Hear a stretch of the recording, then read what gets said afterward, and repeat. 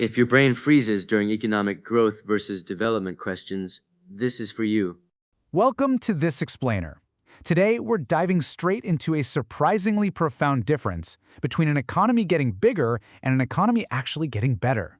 It's a fundamental distinction, really, and it completely shapes how countries operate, how businesses thrive, and ultimately, how all of us live our daily lives. So, let's kick things off with a question that might seem a bit simple at first, but perfectly frames our entire journey today. Does making more money actually mean living a better life? We constantly hear news reports celebrating a booming economy, right? But what does that actually mean for the people on the ground? Well, today, we're going to pop the hood and look closely at the mechanics behind this exact question. All right, part one, growth versus development. To start, we really need to separate the scoreboard from the actual game being played on the field. Think of it like a kid growing up. Economic growth, that's basically just marking their height on a doorframe. It's a quantitative measurement, just a number on a chart. Economic development, on the other hand, is checking if that kid is actually learning to read, staying healthy, and becoming a well-rounded human being. Growth is just the sheer numbers. Development is the actual qualitative well-being.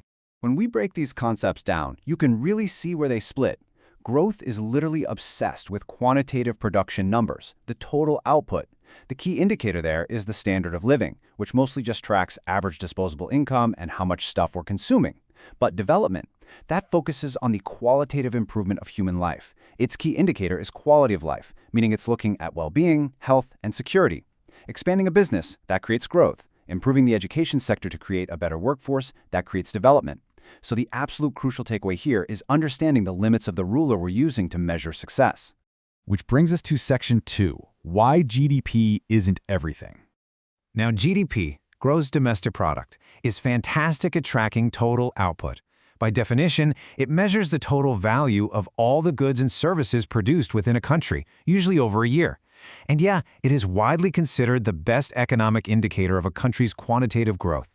When a country produces more, its GDP shoots up, signaling that the economy is growing. But remember, it is purely a quantitative scoreboard. And this leads to a really wild paradox. You can have GDP metrics showing skyrocketing output and disposable income, but when you look at quality of life indicators, things like life expectancy, infant mortality rates, crime levels, or access to public utilities, the picture might be totally different. Because GDP only tracks production, a country can look ridiculously wealthy on a spreadsheet, yet its citizens might literally lack basic stuff like reliable electricity or clean drinking water. Crazy, right? I mean, we literally cannot state this clearly enough. It is entirely possible for a country to experience massive growth, higher GDP, more factories churning out more output without achieving actual development. Just having more money flowing around does not automatically guarantee that your local hospitals are functioning better, that your schools are improving, or that your streets are safer. Growth is necessary, for sure, but it's not the final destination. So how exactly do we bridge that gap between just getting bigger and actually getting better? Let's dive into Section 3, the government as coach. You know, we often think of the government as just a strict referee. They set the zoning laws, blow the whistle, and make sure noisy or smelly factories are pushed out to commercial districts and kept far away from our quiet residential neighborhoods. But to drive real development, the government has to act as a coach, too. They actively fund and train local businesses, making sure they actually have what they need to succeed and grow the economy from the ground up. Look at the specific plays in their playbook. First up, capital.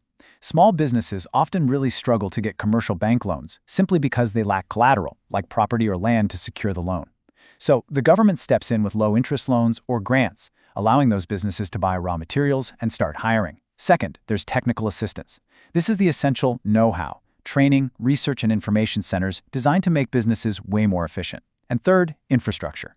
By building better roads and transportation networks, the government makes sure businesses can get their raw materials on time and actually deliver their finished products to customers faster. Furthermore, the government acts as a coach through its fiscal policy.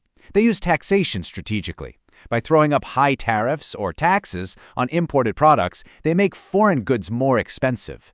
This deliberately shields new, local infant industries from being totally crushed by cheap foreign imports while they're still just trying to find their footing. And on the flip side, they can slash corporate taxes to increase disposable income, which directly stimulates local investment and expansion. Moving into Section 4, fueling local business success. Let's connect all these dots. It's a fascinating step-by-step ripple effect that transforms raw economic growth into true national development. Step 1. The government provides the capital and technical know-how. Step 2. Those empowered local businesses buy raw materials and start hiring folks. Step 3.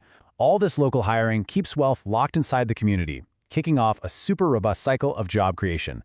And finally, Step 4. This thriving local economy generates the vital tax revenue that government actually needs to build the schools, improve the hospitals, and provide the security that defines true qualitative economic development. Now, flooding a market with shiny imported goods might look like wealth, but actually, high imports severely drain a country's foreign exchange. Instead, encouraging citizens to buy local creates these vital linkages between totally different economic sectors. If a local furniture maker is protected from imported furniture, they're going to buy their wood from the local timber supplier. This interconnected local buying is what actually lowers overall unemployment. So, just to make sure we've totally nailed this concept, let's think about a classic scenario based on everything we've covered. What exact action effectively drives both the quantitative numbers, the GDP, and the qualitative human experience, the quality of life, up simultaneously? Is it importing more consumer goods, or maybe exporting skilled personnel? The answer is providing loans and technical assistance to establish local businesses. This single practice is the ultimate economic catalyst. Injecting capital and knowledge straight into local entrepreneurship increases total output for growth while simultaneously creating the jobs and tax revenue absolutely required to fund the health and education systems necessary for development. It is literally the best engine for true nation building. I really want to leave you with this final thought to ponder as you walk around your own neighborhood today. Take a look at the new buildings, the stores, the infrastructure, and ask yourself, is your community simply experiencing economic growth, just getting bigger on a spreadsheet? Or is the quality of life, the health, and the education of the people around you actually improving? Is it truly developing? Understanding that difference changes absolutely everything about how we view success. Thanks so much for joining me on this explainer, and keep questioning the numbers behind the world around you. As always, the link for this study tool is in the description below. Let me know what you think in the comments.